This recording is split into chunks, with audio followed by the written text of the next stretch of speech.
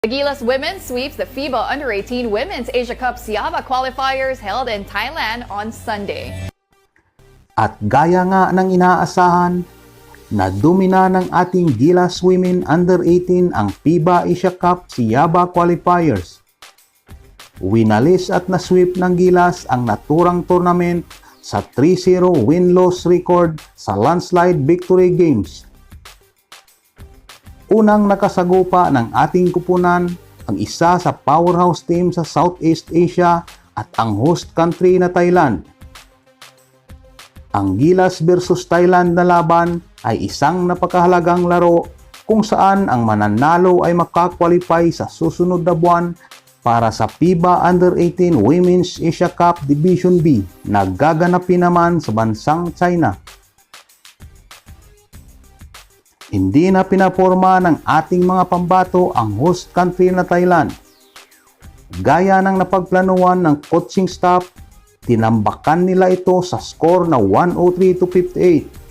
45 puntos ang naging kalamangan ng ating pambato. Pinangunahan ito ni Alicia Margaret Villanueva na kumamada ng 25 points.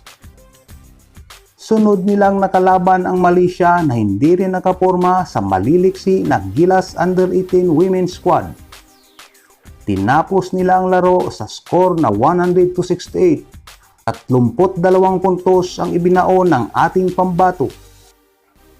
Pinangunahan naman ito ni Gabby Ramos na nagtala ng double-double na 29 points at 19 rebounds. At sa huling laban ng ating kupunan, hindi rin nakaporma ang isa sa mahigpit na katunggali ng Gilas sa Asya na Indonesia. Tinambakan nila ito sa score na 73-37. At muli pinangunahan ni Margaret Villanueva ang laro at nagdouble-double din sa score na 13 points at 10 rebounds sa 5 out of 9 na shooting. At sa pagtatapos ng torneo, pasok na ang ating Under-18 Women's Team para sa FIBA Under-18 Women's Asia Cup Division B sa susunod na buwan na gaganapin naman sa Shenzhen, China. At dahil dyan, ating isa-isang kilalanin ang bumubuo ng ating Gilas Under-18 Women's Asia Cup Siaba Qualifiers Champion.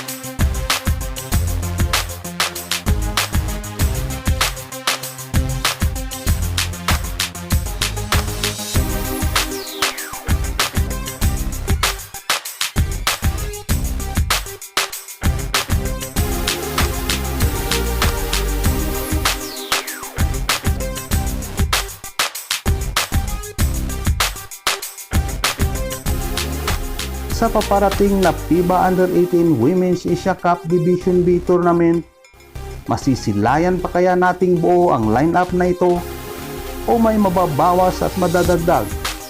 Yan ang ating aabangan. Salamat sa lahat ng sumusuporta at God bless sa inyong lahat.